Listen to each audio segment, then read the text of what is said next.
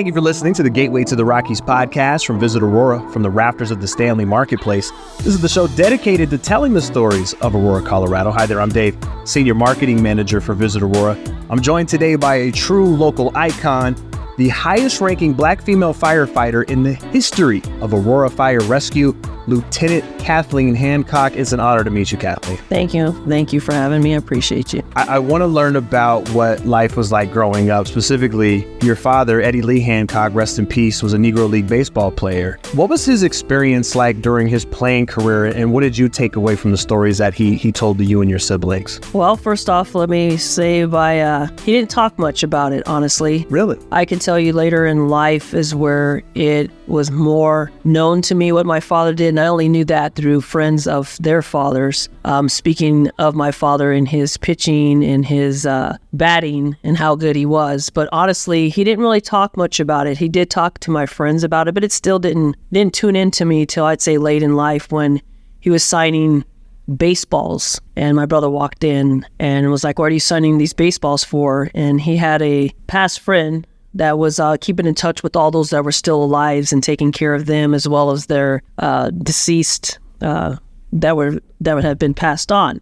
So long story short, basically, my father didn't talk much about it because of probably not only the pain that he experienced back then, with that being so different, the things that he would always teach us that words would get you killed, to not let it, that you have to let it get it off of your back and continue on. But my father, when he did speak of it, he spoke of the good things about it. But as far as I remember as a child, he didn't speak very much on it. It wasn't until later on in life that he would talk more about it. But what he did enjoy, he enjoyed watching baseball. He enjoyed, even as he got older, watching softball. But he didn't talk too much about it, I think, because of the pain.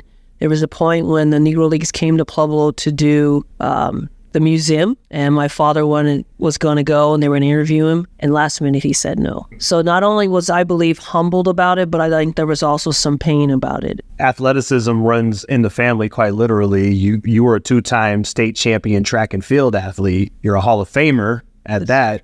Who did you draw inspiration from? My sister, definitely. You know, she made the path and paved it. That again, back in those days, she ran against FloJo before FloJo was becoming real big, beat FloJo. But my first time competing was with the Colorado Flyers, who she belonged to. It was a big program still here in Denver. That was my first time running, and that's who I idolized. What I wanted to do was play basketball. I wanted to actually do both sports in college, but I went the track and field route. But looking up to her, seeing how hard she did work, the things that she was able to go overseas and compete against all these other women that were high up before her. But also with that, I would say who I looked up to was my mother. My mother raising 6 kids with my father working. Some of the hard times back then, that generation was so different. But I honestly believe that that's who has paved the path, and losing her so early at the age of 29 on knowing how to continue forward. But those were the two that I would say I did look up to. I wouldn't be in sports if I didn't see what my sister was doing. And I wouldn't be where I'm at if it wasn't my mother pushing us to be humble and knowing to continue on. 6 kids. Were you the youngest of the 6? I'm the second to the youngest. Okay. 2 girls, 4 boys. Was there a natural competitive streak amongst you and your siblings? Always. That fuel kind of your drive a little bit? Always in the street till the lights went out. Doing our own races, to playing softball, baseball in the street, playing football, being on different teams. But there was always a competitiveness. Even with my mom getting in the streets with us, we have a picture of her and my sister in the street, like in their starting block. But it's always been. You don't really have a grasp when you're going through that kind of the foundation of leadership and understanding group dynamics that you're getting a hands-on training that you don't even quite realize at the time, I imagine. No, you don't. You're just playing, you're just being kids, and you're looking up to want to be like the older ones. And then they weren't easy on us. Like, they pushed us right in there to get right involved and not to be fearful of no matter how big the person was that you're competing against. You start your career, you're an athletic trainer, you're a physical therapist.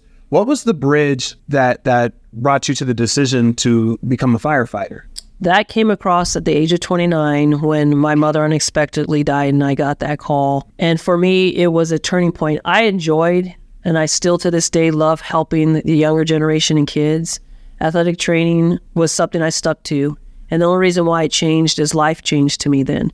I started looking at there was more to life. There was something more for me to give and to do. And if it wasn't for those chiefs and officers that I treated during the physical therapy, questioning me and telling me to come out and listen, that was the turning point. One of the barriers to becoming a firefighter for many is how grueling the training is, yet you have this athletic background. Take us back to when you first started. Was the training more difficult or easier because you were already an established athlete? And what surprised you about the process of starting out? That portion of it definitely was team-oriented, but it was a challenge. Not only a challenge in Tucson in the 100-something heat in your turnouts in midsummer, and having to bear that taught me. I knew mentally I had it. I knew physically. Where I struggled was the doubts if I could continue through. And it was more so test taking. Test taking was always kind of a challenge for me throughout my life. And that was the portion. But what that challenge was for me was I've been through worse when that was my mother passing away. But I also knew there was an officer.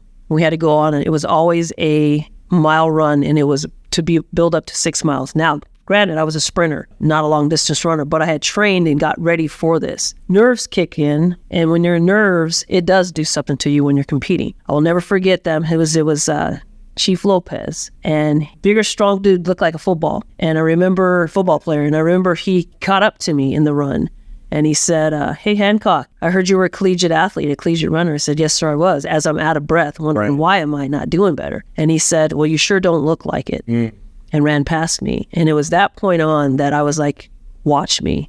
I'm going to make sure I'm going to hunt him down. And I did. Now, that being said, when we came here when I transferred over to Aurora, we have what they do, like the 9/11 stair climb. And that tested me beyond any measures I probably have had in life of not quitting, like knowing we were running out of air. But it showed me that you as an individual, the only thing in person that can pull something out of you.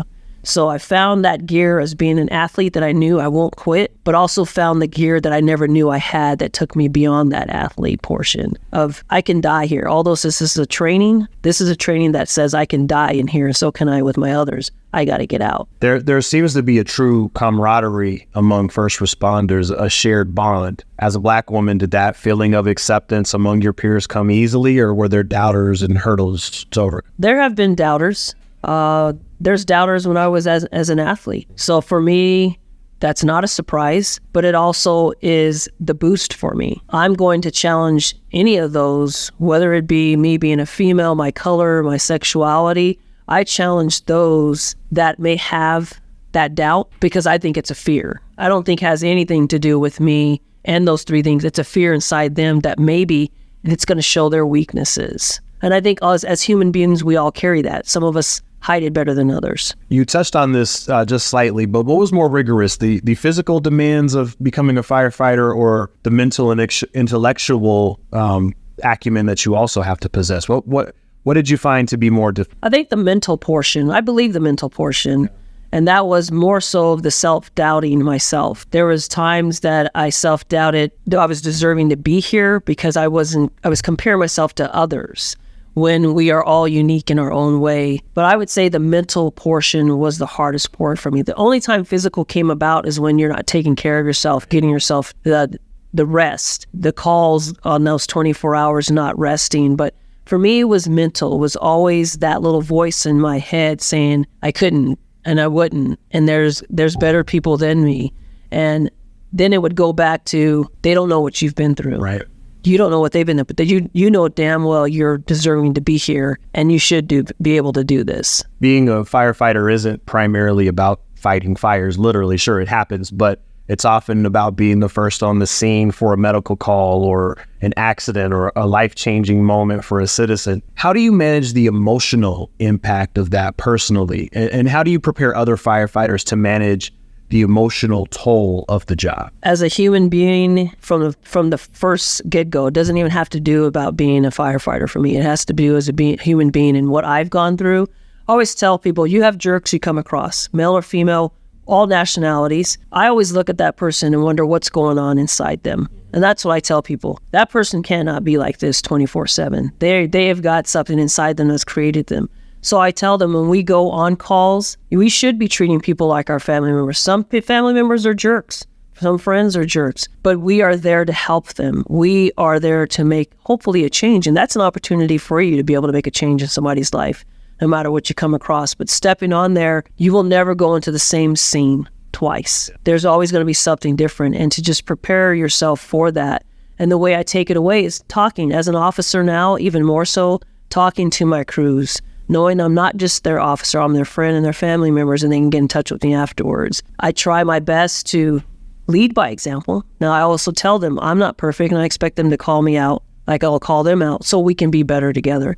But as far as serving the community, that comes natural for me. That's what I was doing is physical therapy and athletic training. That's a natural part, but it's also natural what my family has taught us to be like. Physically, you need rest and recovery after a rigorous workout, but emotionally, mentally, after a difficult call or a difficult stretch. What tools do you bring to yourself to reset and ground, and what kind of tools do you give to your firefighters to say, here's how you refocus, here's how you don't take the job home with you, or is that impossible? You will at times take it home with you. I don't think it's fair to pawn it off on friends and family because they don't know exactly what we're going through, and I think that's a stress that we need to leave.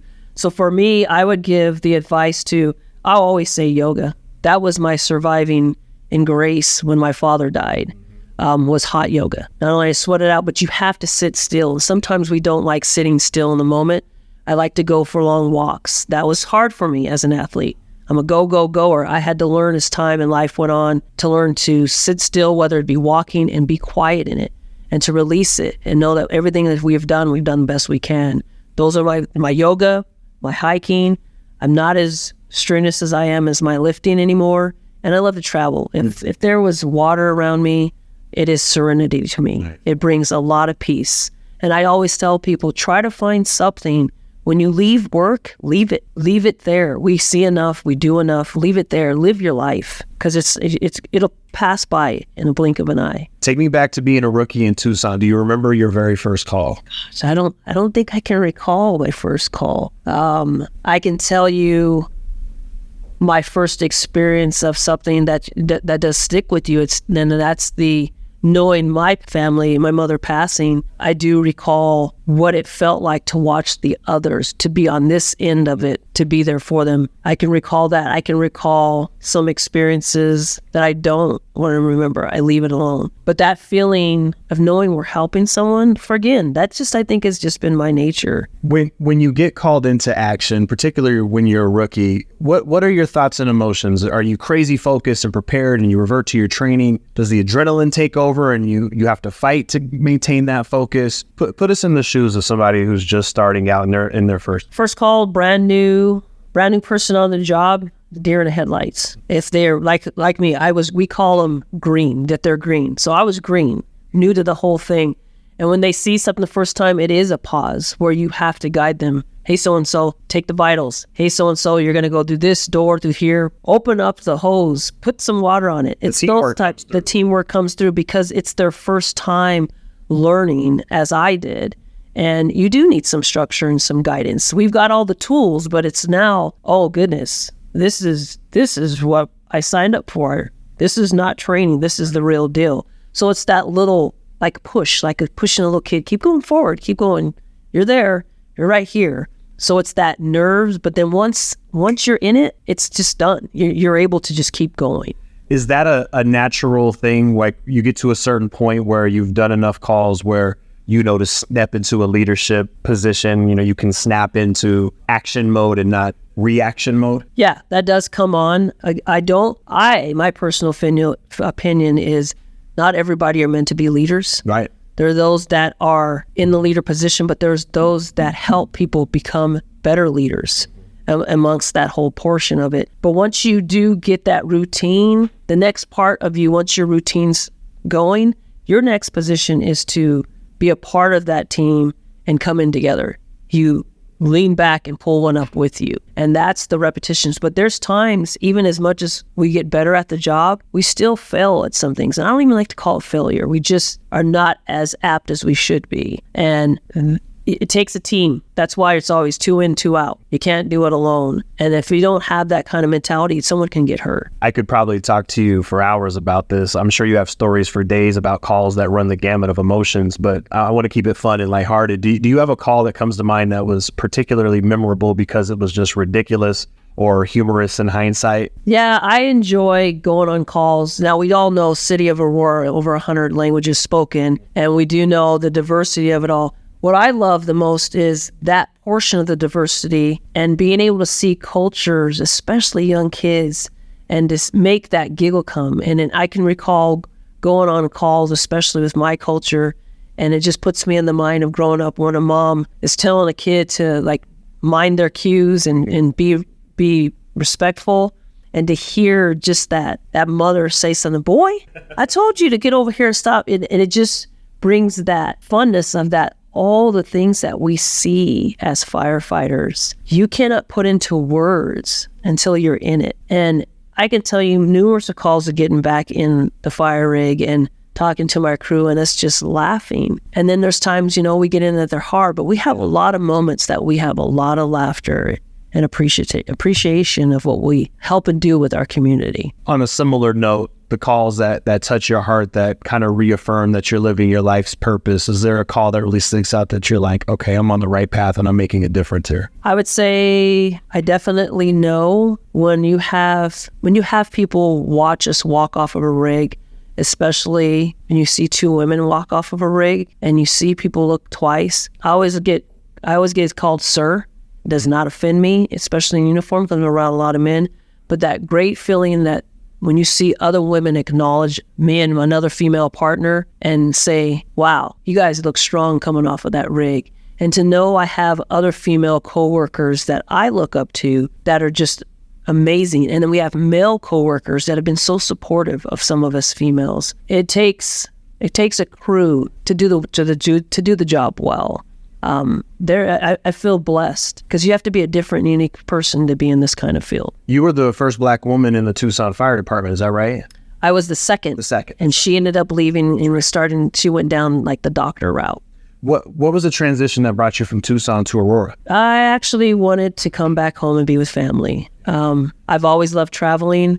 The loss of my mother, I knew my father was getting older, and I knew it was time to come home. And to be truthful to you, the way that life has worked out and the universe has worked out, everything has worked out the way it's supposed to. I wouldn't have been here to see my father take his last breath. I wouldn't have been here when my brother passed away. And I'm very thankful because I wasn't here when my mother passed away. And for me, everything's lined up. Everything's paid off. All those debts have paid off. And to be an officer and to still make my mother and father proud as well as my brother, that's a great feeling. All the hard work, sweat and tears, and those that have helped me along the way, this has been worth it, and it's been great working in this city. You've touched on this a little bit, the diversity of Aurora. It's Colorado's most diverse city. We have a complicated history. It's a beautiful place with amazing people. I take it you feel a sense of pride serving this community. I do. I feel the job did not pick you. You picked the job and you picked the city to work in. We all have our issues in any city you look at, but that one individual can make changes where they are working in their city. And I do the best I can along with my crews. We have someone dropped us off and donated these little stuffed animals, the tiny ones.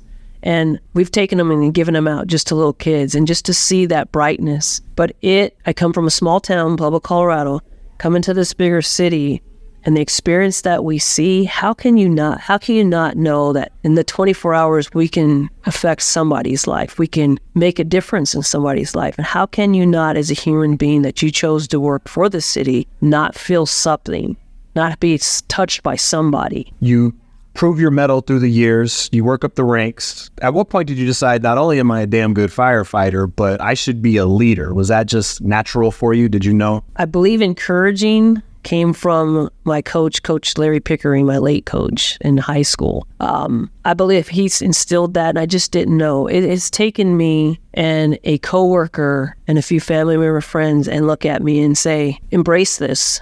You did this. It's time for you to own it, that you've did this. And that's the time that I finally have been quiet after being in different interviews and sitting with myself and realizing if all that pain and all those losses got me here, I did do this. And I'm happy. I'm so proud. And what more do I have to do? That's all to my God that's above me. And I will walk this earth. And my biggest thing is I love kids. I love to instill in kids that they can be and do anything they can in the worst situations. And if I can inspire any little child that comes across to me and I can help, that's what I was placed on this earth to do, I believe. When you become a lieutenant, your dynamic changes within the crew. I mean, you're a member of the crew. There's a camaraderie there. Now you're lieutenant. You have a different set of responsibilities. Your relationship with the rest of the crew members change. Is that a fair assessment? Did it change or not really? It has changed. It's changed where I know they are looking at me for the answers, looking at me to lead. I also am giving them leadership to be able to lead me and correct me. I think that's how that should work. I've learned on sites when something's not going the right direction that I have to take that step in. And then there's the corrective actions with my own coworkers when I have to step in and be mom or dad. That's the hardest part of the job, is correcting mistakes or correcting actions. But also I keep in mind we're human beings. This uniform is just our uniform and we're serving at that time. But we're human beings and we have our own issues inside us. Or are they issues or are they complications that we're dealing with? But that's the part that I find hard, is learning to continue to be that leader, friend, family member, but also being the parent that I'd have to step in when it's right and correct things that might not be comfortable for either one of us. Aurora has almost 450 firefighters. Not even 24 are Black, only 3 are women. And that's not just Aurora. What do you think are the barriers that prevent people of color, and specifically women, from becoming firefighters? When I was in the recruiting position, both in Tucson as well as here in Aurora, a lot of it is not being informed. A lot of it is getting in the works and the weeds of recruiting and being informed of what this job entails. A lot of people of my nationality do not want to run into burning buildings. That's the first thing that I would think. And I know my culture sometimes think is, why the heck would I want to run into this burning building? When you're trained and you're paid well and your benefits. And when you tell someone that and you tell the younger generation that and explain what we're doing, it clicks differently. We're not giving the information on how to become a firefighter, how you can succeed, how to take these tests. And one of those people that have made me successful and many others throughout of color, of male, female to be promoted is Selena Dunham, who owns Classique.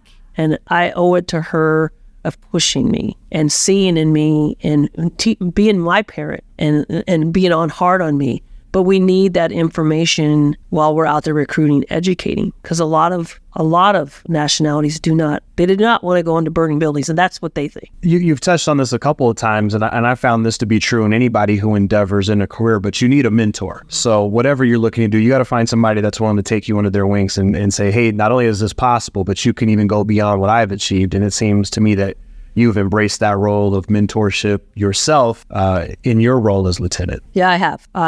Those that have been there for me as a child all the way up to the present in the many different forms, I don't owe that. I know I am I love giving back to that. If I leave tomorrow this earth and that I left my name knowing I helped someone to get to where I am, but not to get to where I am, I expect that person to out-excel me. That should be the goal as a leader, is that person excels you and does better. And that's all I want to do. That's more desiring and of accomplishment to know that I've helped someone and they look up to me like I look up to others. That's just a compliment. You don't do it for the accolades, but when members of the community, particularly women, and particularly women of color, come up to you and say, hey, you inspire me, what is that like? Well, it happened in King Soopers near our station at Station 9, which is Mexico and Buckley. And my crew was like, hey, LT, that elder woman is staring at you. And it was so touching when she looked at me. She goes, my mother saw you on TV and we just want to tell you. And I understand, because that's my parents, right? Things that they didn't see the first of. And she's like, my mother cried when she saw you on TV to know that you were the first of Aurora.